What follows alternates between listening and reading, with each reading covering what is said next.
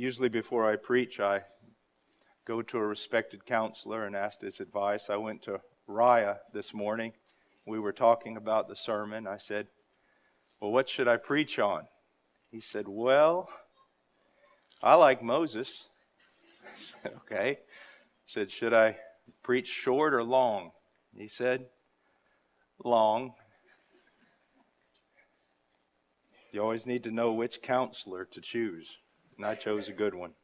But we're not going to talk about Moses. We're going to talk about a passage that is very, very important to our understanding of the Christian life. We'll start off in verse 1. But the Spirit explicitly says that in latter times some will fall away from the faith, paying attention to deceitful spirits and doctrines of demons. Now let's look at the first phrase. But the Spirit explicitly says, this is very unusual language. We don't find this in any other place in the New Testament. So great emphasis is being given, which means this is very, very important, which means you should listen. I mean, you should listen to all the words of God and all the words of Christ. But every once in a while, reading through the New Testament, we hear Jesus say, verily, verily, truly, truly, I say unto you. It doesn't mean that it's more true. It's just that He's putting emphasis on this. Listen, if you're going to listen, this is what you need to listen to. So this is the way Paul is dealing with this. But the Spirit explicitly says that something's going to happen in the latter times. Now we need to define latter times because there's a lot of confusion about that. Some people look back to 1948 and the reestablishment of the nation of Israel as later times. Other people of a more charismatic persuasion look back to certain revivals to say the latter days have now begun. Well, all of that is wrong. According to the Scriptures, the latter days, the latter times began 2,000 years ago. This is very, very clear from Peter quoting Joel in Acts chapter 2 when the Spirit of God is poured out, and Peter said, in the latter days, quoting Joel. The latter days began with the first coming of the Messiah, His death, resurrection, and ascension. These are the days of the Messiah. These are the latter days, which I don't have time to get into it, but it's also time of trouble. It was always believed that when the Messiah came, there would first be a time of trouble, a time of transition, a time of already and not yet, which is what we can see today in a macrocosm. We can see God's kingdom advancing in the world, but it hasn't fully advanced. And we can also see it in a microcosm. We can see it in you. There's a time of trouble in that Messiah has come into your heart. He has made great changes, but it is still within a time of trouble in your own soul. You're not completely sanctified. It's what we call in theology the already and the not yet. The kingdom has come. The kingdom is coming. The kingdom has not yet come in its fullness. So we've been in the latter days. So Paul is going to describe something that is going to be a battle within the entire age of the church. It's something that he had to write about here when he was writing to Timothy. It's something that you and I need to hear 2,000 years later. Now, he says, but the Spirit explicitly says that in latter times some will fall away from the faith. Now, this is very important. You say, well, yeah, we live in that time. No, we live in a time in the West where there are not many believers, but people who out and out say, they are atheists, they are agnostic, they are of some other religion, but they are not Christian. This is talking about something that's going to go on within the context of what is known as the public or open church.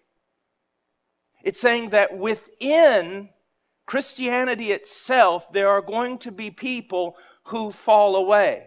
Now we know that in falling away, they prove that they never truly were Christian. But what it's saying is that within the public church, and when I mean public church, I mean of all the people who confess themselves to be Christians, there will be people who will maintain that they are Christian, and yet in reality, they fall away from what it really means to be a Christian. And can't you see that's the most dangerous type of all? I mean, a man who walks into the church and says, I am an atheist, or a man who walks into the church and says, I am a worshiper of Satan, automatically everyone's antennas go up and we go, we're not listening to this guy. But if someone walks in and they say, I am thoroughly Christian, but I've got a new or a better or a more biblical way of looking at things than you do, that's dangerous. Do you see? That can be very, very dangerous. Now, he says, but the Spirit explicitly says that in the latter times some will fall away from the faith. Now, what will they do? These who maintain their Christian confession to some degree, and yet they've fallen away from the faith. What do they look like? He says they're paying attention to deceitful spirits and doctrines of demons. Now, again, even for me, I study the Bible, this is really hard language. Do you see this? He's not talking about people who just kind of fall into an error or make some sort of doctrinal mistake. He is talking about something grave, severe, dangerous. Now let's just go back and summarize. Remember what I said. He says the Spirit explicitly says. That's very unique language. He's saying this is important. Listen. And then he comes back and goes, these errors of these people who confess themselves to be Christians is nothing more than the doctrines of the devil himself. Now, he goes on to describe these people. In verse 2, he says, by means of the hypocrisy of liars. And then he says, seared in their own conscience as with a branding iron. Now, when a conscience is seared, it means that, well, for example, when we used to dehorn cattle on our ranch, at times there was a time where you sawed off horns, and then as we got more modern, we would take this hot, searing iron that was about this big around, had a hole in the middle of it. You place it over the horn. And at first it was horrible pain. I mean, you'd have to wrestle that animal. If you didn't have his head in a head catcher, you had a war on your hands. But then as that went in there, it seemed like the pain almost stopped. What happened? The nerves were seared. There was no longer any feeling. And so we're talking about individuals who in one sense have no sense whatsoever of their sin. Not only are they blind to it, they don't feel it. They don't sense it. They're not a confessional people, a people who are constantly seeing greater manifestations of the glories of God and greater manifestations of their own sin and living a life of confession. No, they are fine. They are fine. Now, there's also hypocrisy. Because whenever you enter into what we would call the Christian religion, and yet you no longer see your sin as any big deal, we're talking about self-righteousness. And when we're talking about self-righteousness, we're talking about hypocrisy. My family and I have been studying the Pharisees in the last few days. And the one thing that is amazing about the Pharisees is how blind that they truly were. They were like to themselves. They thought of themselves as a beautiful mowed field of green grass. And Jesus said, and people walk on top of that green grass and they think it's a beautiful field. You have fooled everyone, but underneath, you're dead bones. That's the type of person that we're talking about here. Someone who is self-righteous, self-satisfied. Okay? So up until this point, we've described a person who's got some severe problems. Now, he's going to go on and further explain what these people teach. It says, verse 3, men who forbid marriage and advocate abstaining from foods which God has created to be gratefully shared in by those who believe and know the truth. All right, I wasn't expecting that at all. Were you? I mean, he's talked about the Spirit explicitly says. Then he talks of warning us of doctrines of demons, satanic teaching. And then he talks about individuals whose conscience are just totally seared with a hot branding iron. And then all of a sudden he starts talking about food. I mean, I thought he would introduce some doctrine of the Antichrist, the denying of the deity of Christ, teaching whatever. I don't expect him now to just start talking about, listen, all food is good, marriage is good, and things like that. Do you see how it just doesn't seem to fit? Now, when we look at this text, it's men who forbid marriage and advocate abstaining from foods. And you think to yourself, well, Brother Paul, why did you choose this text? I mean, we have no one in our church who is advocating that we shouldn't get married or that we should abstain from certain foods. If there is one problem that at least this church does not have, is an unwillingness to get married, have children, and eat. So what does this have to do with us? You're going to see in a moment, hopefully, even in a way that will bring fear to your own heart, that in many ways this is talking about all of us and a tendency that is found in all of us. And it's, make no mistake about it, it's deadly. Remember what I said. A Satanist walks in and says he's a Satanist. We're not going to listen. But something that's 90% Christian or 100% Christian just with the wrong emphasis, it can turn a gospel-believing church into nothing more than a bunch of self-righteous people full of legalism. And so let's now go back and look at the fuller context of this text, and then we'll understand it. And to do that, we've got to come out of chapter 4, and we've got to reverse our engines and go into chapter 3 and look at verse 16.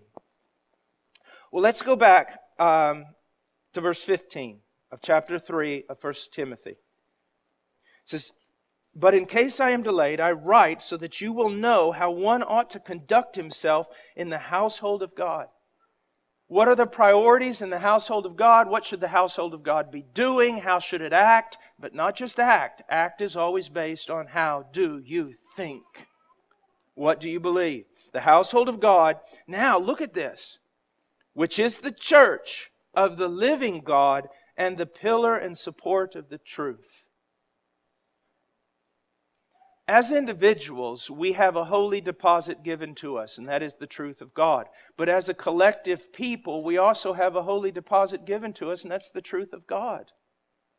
As individuals, you and I have the responsibility to maintain the truth we have learned, to learn more, and to share it with others. And collectively as a church, when we come together and the world can see us together, we have the responsibility to guard the truth. It is our responsibility. And it is a tremendous one. And mark it, you'll be held accountable on the day of judgment. You're not concerned for truth. You're not concerned for maintaining it, teaching it. You will be held accountable as a believer on the day of judgment for the truth that's been given to you and the truth that you've maintained. Now, he goes on and he says this, "By common confession, great is the mystery of godliness." By common confession. He says, I don't even need to say this, but I'm going to say it. That's what he's saying. He said, it is commonly known. If there is a truth which everyone in Christianity knows and is in agreement with, it is this: great is the mystery of godliness. How can a wretched, radically depraved sinner, God-hating, sin-loving, become a man or a woman who is godly, full of piety, full of Christian virtue? I mean, if anyone would ask that question, you've probably heard me say this before, but it is a greater demonstration of God's power when He converts a man than it is when He created the universe. He created the universe ex nihilo, out of nothing. But when He recreates a man, He does it out of a mass of radical depravity. I remember my years in Peru. There was a family, I won't mention their name, but they were both lawyers. And the husband was a scoundrel of scoundrels. He was a scoundrel among lawyers. He was a scoundrel. And he was converted. And he became one of the finest men I have ever known. One of the finest. How does that happen? That's a mystery. And see, one of the reasons why it's so important that you understand the doctrine of depravity is so that you can revel in that mystery. If you think that men are just pretty much good and God just kind of, does a little bit, touches them a little and brings them into His family, then you can't appreciate the gospel. But when you realize that Hitler is what you would have been if God had not restrained your evil, then when you see yourself with new virtue, loving God and loving people, you go, great is the mystery of godliness. It's a mystery that science hasn't been able to figure out. I mean, we can land a man on the moon, but we can't make a safe neighborhood. God can. God can. Because He can change the people who are in that neighborhood. Great is the mystery of godliness. And what is that mystery? We see it before us here in verse 16. It is the gospel. It is really a person. He. Mystery of godliness. He.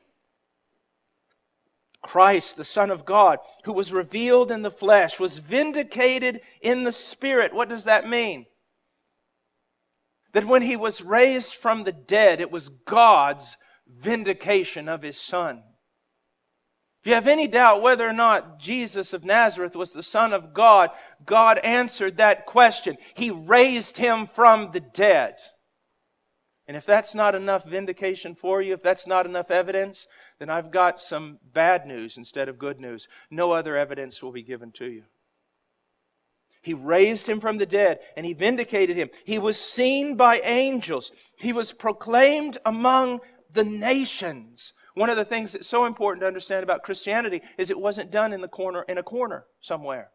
It isn't some hidden or nationalistic religion. It's been proclaimed among the nations, and people from every tribe and nation and language. Most have already come into the fold, and others will before He comes back. You see, when you look at Christianity from the perspective of the West or the United States, you might say, wow, small minority. Small minority. You go to Indonesia, you look at the amount of Christians, and you might say, small minority. But if you take all the Christians from every country of the world and you bring them all together, you see this is the biggest thing going. So He was vindicated in the Spirit. He was seen by angels. He was proclaimed among the nations. He was believed on in the world. He was taken up into glory. He has outlined for us the gospel of Jesus Christ. Now, what is the great mystery? The revealed mystery now. What is the great truth, the only truth that can make a man godly? That can make a man pleasing to God? That can give a man true piety? What is the only thing that can do that? The gospel of Jesus Christ. The gospel of Jesus Christ not only saves us, the gospel of Jesus Christ is the primary means of sanctifying us, of changing our lives, of making us imitators of God in Christ. It is this message of the gospel. It is understanding the gospel. And in that understanding of the gospel, being changed by it, and the greatest manifestation of that change being faith towards God and love towards the saints. And it's the only message. You see, here's one of the great problems in the church today. We thoroughly believe Romans chapter 1, verse 16. We say the gospel is the only message, the only power through which a man can be saved. I wish we would carry that on to sanctification. But then when we get to sanctification, we've got all sorts of ideas of how to make someone holy. Put all kinds of rules on them to make them holy. No. The same message that saves is the message that sanctifies. Now in this context, we can understand verse 3. Men who forbid marriage advocate abstaining from foods which God has created to be gratefully shared in by those who believe and know the truth. What is he talking about? Well, let me give you an exaggerated illustration. And then I'm going to bring it home with some other illustrations that should touch your life and either make you tremble or make you angry. I was in Peru years ago, and I was sitting down in the building that we had as our church. It was an old house is what it was. And war's going on, people are dying, all sorts of things. And I had spent the last couple of hours just pleading with a person with regard to the gospel. Their lives were just completely and totally messed up. Drug addiction, everything you could imagine, in every kind of bondage imaginable. And I'm preaching the gospel, preaching their gospel, preaching the gospel. Finally, I'm wore entirely out. The person leaves. I sit down out there in the middle of the one big room we called an auditorium. I'm sitting there in a chair, broken, poured out, tired, and the doorbell rings. I go over, I open the door, and there's obviously a religious person there who wants to tell me something. And so I open the door and I say, "Yes, can I help you?" And the person said, "I have one question for you." I said, "Okay, what is it? Do you eat meat?" I said, "What? Do you eat meat?" "Yes." "Why?" He started opening up the Scriptures and explaining to me that I did not know the true way to be pleasing to God or piety or anything else. He had every kind of rule and regulation about food and this and that and everything. And you know what's amazing? And here's the bad part about it. A lot of what he said was true about food. I needed to eat better. But it won't make me holy. There is a message, just one message that will make me holy. That is understanding what God has done for me in Christ and understanding all the teaching of Christ in the context of that gospel that He has given me. And if I stray from that to any other thing, giving emphasis to any other thing, listen to what Paul the Apostle is telling me. I'm starting to depart from the faith, and I'm getting involved in doctrines of demons. Now, let's talk about a few things and bring this home now. Let's bring this home. As we go through stages of our lives and stages of our spiritual walk, God does certain things at certain times. Okay? We have to be very, very careful that the emphasis of that moment does not become the emphasis of our Christianity. Christianity is all about marriage. No, it's not. It's all about family. No, it's not. It's all about morality. No, it's not. It's all about decency and modesty and this and that and every sort of thing. No, it is not. It is far too big to be brought under one of these simple categories. Even the statement that Dr. Piper has often made, I respect Dr. Piper, I agree with him in what I am about to say totally and completely. It has been the greatest blessing of the church when he says it's all about the glory of God. But even that's not big enough. Christianity is so much bigger than any one thing that we might try to emphasize. Now, let me change course here and hit it from another direction. Your Christianity, when someone looked at it, what would be the emphasis?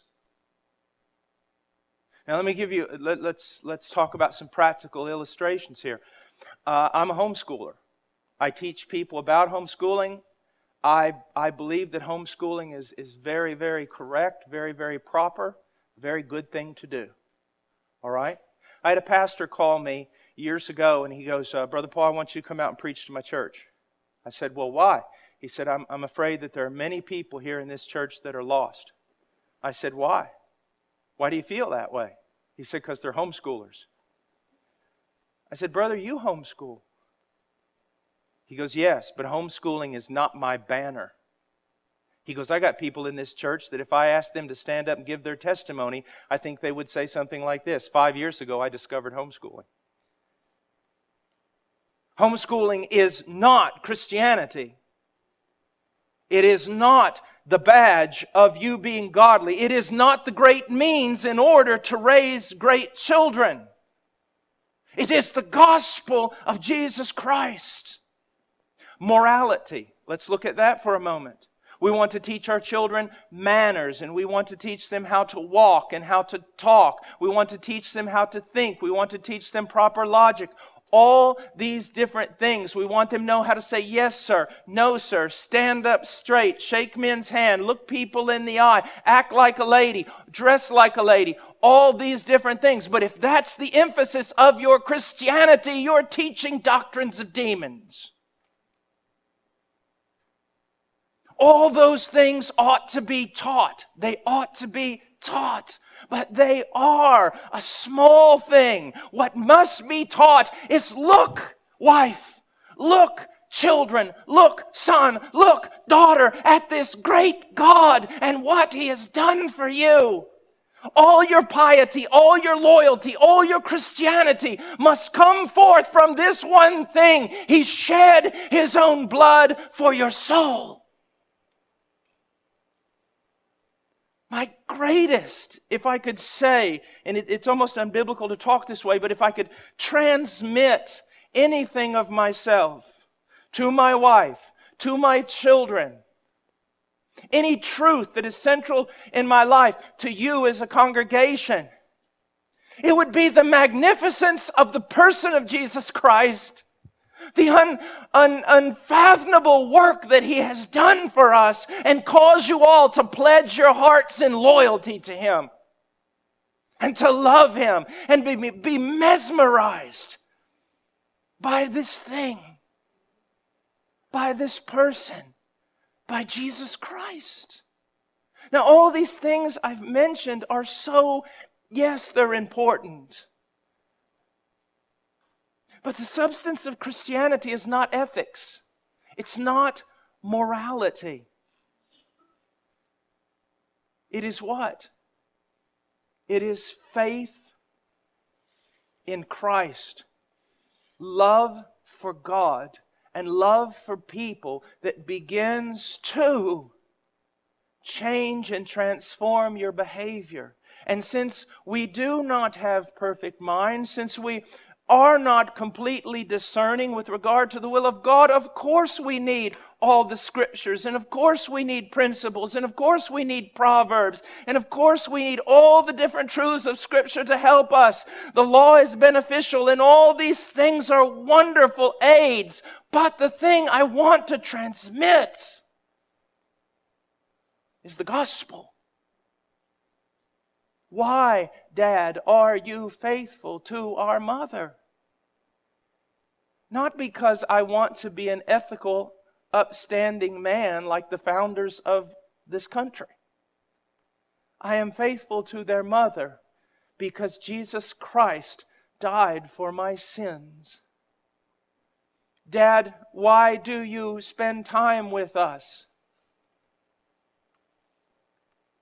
It just provides an opportunity to say, at one time your father was an extremely wicked man who would not be able to do any of the things he is doing right now in this family.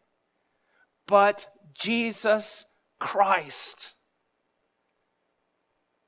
loyalty to Him, that must be first in everything, or we create a family full of Pharisees, a church full of Pharisees, and a lot of people emphasizing and talking about things that just aren't that important.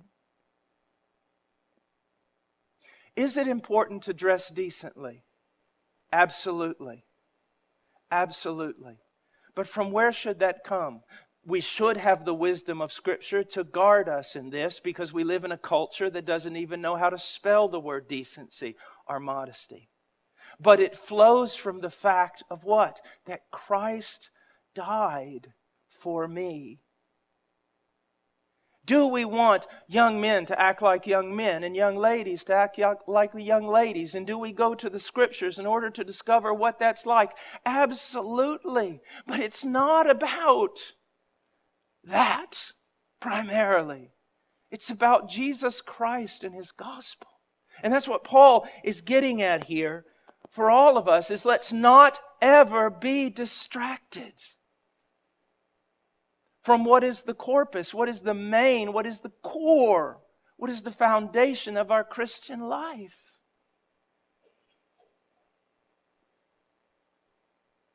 I remember one time sitting down after I had preached at a conference. We went out to eat, and with some very strict men, very strict theology, very strict behavior, all sorts of, they were strict. And I remember this young guy comes walking up to us. He was our waiter. And I mean, he had more bracelets on than my wife has ever even owned. He had blonde hair with flippy little things and all sorts of weird glasses on. And I mean, he was something. All right? He saw my Bible. And he walks up, he's got our water, and he walks up and he sees my Bible. And he goes, Dude, you got a Bible. I go, yeah, I do. He goes, cool. He goes, I got one of them. I go, great. And I looked at the faces of those men. They were mad. They were just mad. They were probably thinking, yeah, I bet it's one of those liberal translations. Something, And I said, really? He goes, yeah. He goes, I was seeking and I was seeking and I was seeking and I was seeking for God, and I found Him. And I saw those theologians just going, I could just see them. I could just see their wheels are turning. You weren't seeking for God. No man seeks for God. I go, really? You seeking for Him? Yeah. You found Him? Yeah. Good news. And he starts telling me all this stuff, kind of a little bit more than you'd want to know, about his past life and everything else. And he walks away to get our meal. And I looked back at those men and I said, you know what? It's better to have it and not know what to call it than to know what to call it and not have it. God's done something in that young man's life. The most important thing that could be done, God has done in his life. Yes, he's probably not had a father. Yes, he's so given over to so many things that he doesn't even understand. But look, I don't want to be offensive, but I said, men, he's not living with his girlfriend anymore, is he? He's recognizing some things here. What did that? The gospel did it. Now let's come along and help this guy and try not to mess him up with all our little emphasis that are not emphasis. Let's try to help him, love him. Let's gospelize him. Gospelize him. Teach him more and more of the gospel. Yes, we're going to talk to him about the law. We're going to talk about manhood. We're going to talk to him about family. We're going to talk to him all those things. But those things, correctly lived out, are only results of having understood the gospel of Jesus Christ. The gospel of Jesus Christ. And that's what I want us to see in this church. We can all have different emphasis. That's part of being a body. I come to the body with certain gifts, ways of looking at things, maybe a little bit different than you. You come, other emphasis. But here's what I want us to see in this church. That it's the gospel of Jesus Christ. And that's the main thing. And that's the only thing that produces piety. You know, when you talk about men, this is kind of off the subject, I guess, a bit. But men, when you talk about your family devotions, or discipling your wife, or discipling your children, which if you love God is one of the main things you should be doing. I have preferred to use a term now that's been very helpful to keep me on track. You know, a lot of times when we meet with our wives, family devotions, or specifically with our children, we may have a tendency to, it's discipleship, it's teaching them this, it's teaching them that, it's me preaching to them, it's all these different things. And all those are important. But I use this word. I seek to gospelize my wife. I seek to gospelize my children. What do I mean by that? You see, teaching is pretty easy. That's why preaching is much easier than true discipleship, one-on-one discipleship or discipleship with a group of guys. Because when you're discipling, when you're gospelizing, it is through the teaching that you're giving, but it is also through the life that you are living. I want, with my children, to communicate who is God.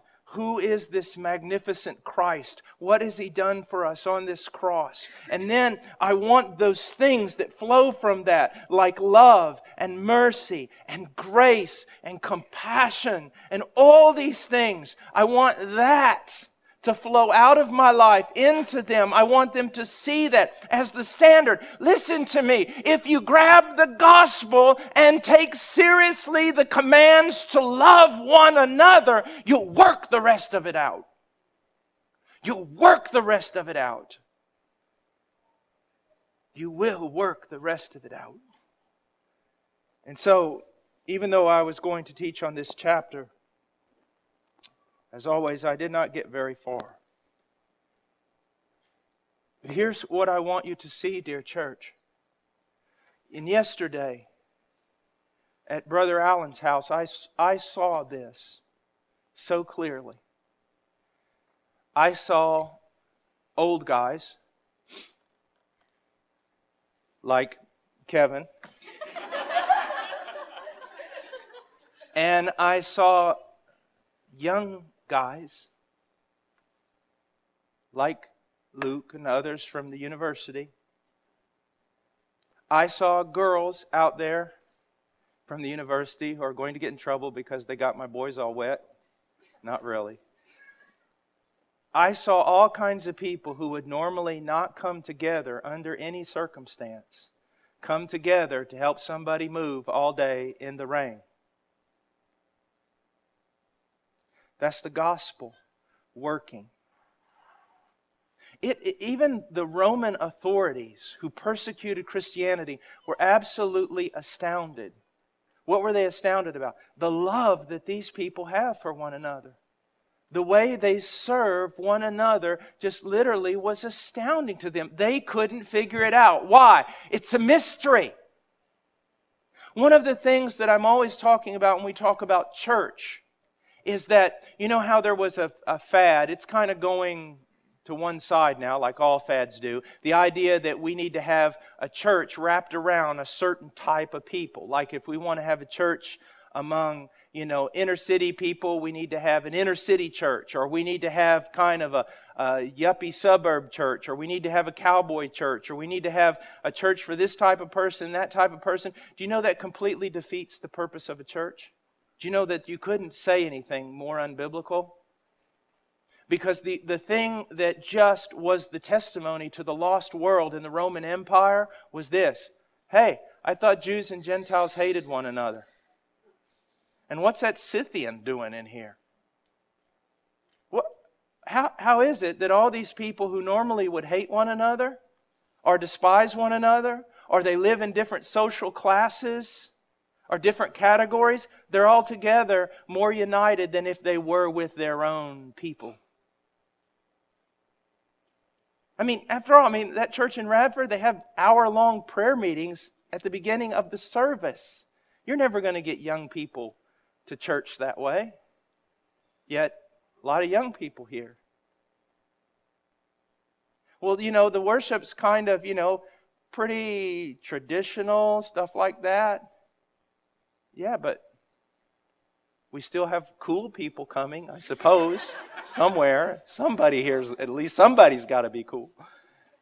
You see the point that I'm trying to make? What I want you to do is I plead with you to look at the gospel. Just the mere fact that He died for you. And let that be the catalyst to all your piety. Let that be the thing that unites you. Let that be the thing that draws you together, the thing that motivates you to love. And you really do know how to love. You really do. Now the Scriptures are going to refine that knowledge, but if you're born again, you know how to love. So, believe in Christ. Grow in your knowledge of Him and your appreciation of Him, and then love. And realize that when someone comes into this congregation and maybe they're not this and they're not that and everything else, do not start coming to them talking about all these peripheral things. Talk to them about the gospel of Jesus Christ. Everywhere you go. Let's say, and then I'll close with this, let's say that I'm standing outside of a bar and there's people coming out. They're all... Let's say that there's a few women over here and prostitutes. Now I can go to them and I can teach them principles. I can tell them maybe how they should change the way their dress is, their hair, their makeup. I could counsel the others about the terrible things of drinking. I can point them to the golden age of our country when people were more civil. I could do all sorts of things, and it's not going to have an ounce of power in it. I can gospelize them. I can tell them there is a God, and He loves you, and He sent His Son to die for you. You need to know Him. You need to know that love. You need to be transformed by it. Yes, you need to repent. You need to change. But here's the reason why. Look unto Him. Look what He did. Gospelizing people. Gospelizing people. If we do it any other way, we have fallen into doctrines of demons. I teach a lot in a lot of different places about homeschooling. I would hate for this to be known as a homeschooling church. I teach about family. I would hate for this to be known as a family church. I teach about biblical manhood and teach about clothing. I would hate this church to be known for those things. I would want this church to be known for the gospel of Jesus Christ. The gospel of Jesus Christ. It's all we have. It's all we have. It's all that saves us.